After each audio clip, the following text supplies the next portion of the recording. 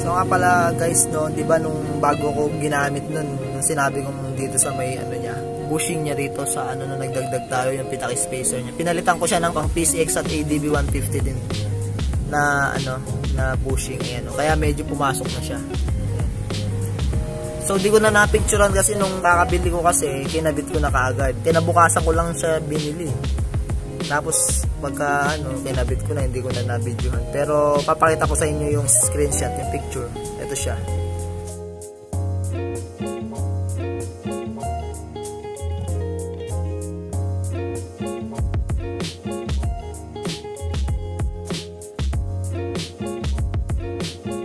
Yan. Ayun yung bibilin nyo pagka papalitan nyo. Tapos ngayon, update ko lang kayo after 2 weeks. Ayan guys, ito siya. Mas manipis siya, diba, kaysa dun sa stock natin. Fully washer yan, tawag dyan. So, dun sa pinakita ko, makikita nyo naman yung sukat magkaiba. Pero yung inner diameter niya, parehas lang sa loob. Para, syempre, yung sa gilid niya, yung side, ano niya, mas pumasok yung ating lock nut, diba? So far naman, nung ginamit ko naman yung una, nung hindi ko pa siya pinapilitan, okay naman, makaigpit nila, pero much better na ito talaga yung gagamitin niyo. So ayan, i-update ko kayo about dito sa kain ng belt. Medyo goods naman siya. So far, hindi pa naman siya, wala pa naman buong naging kanto, pero bumakat na rin siya. Wala kang mararamdaman na alon-alon. Maganda. Wait lang. So, kunin ko muna lahat guys. Wait lang. Yan. So, bali, ito yung ating pang PCX 150 na pulley. Tapos ito yung stock natin. Kita nyo naman yung difference. Ang liit. Diba? Ang liit ng stock natin compare kay PCX 150. At makikita nyo naman din yung bakas. Ayan.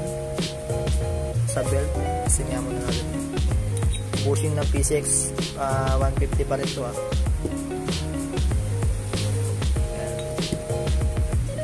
So kung mapapansin natin, medyo may tirang konti, no? Parang mga nasa 2mm or 1.5 mm. Pero para sa akin, goods na yan, yung ganyang kain. Kasi pangit naman yung sobrang sagad, yung lumalagpas dito. Dahil medyo, pag naka-angle kasi yung pulley, medyo matalim dito yung mga kanto niya. So goods na yan. So bali ayan, pinakita ko sa inyo yung update after 2 weeks. Kasi ayoko yung mismong sa naka-center stand igaganon, tapos titignan kung gaano kalaki yung umaano yung belt dito. Ayoko yan, masisira yung motor kasi doon. Di bali magmula siya dito hanggang dito, may tira siyang 2mm. Pero okay na tong ganito, yung may tirang 2mm na yan. Yan. Kasi kung compare mo sa stock, parang yung pinakabakat nito is sagad dito. Diba? Oh. Kung titignan mo siya, kung sumasagad, kung hindi man siya sumasagad dito kasi nga mas malaki. Tapos kung yung stock naman natin ito na maliit, naka-angle, sagad. Ibig sabihin, compare mo naman kasi sa stock na hindi naman naka-angle tong stock natin.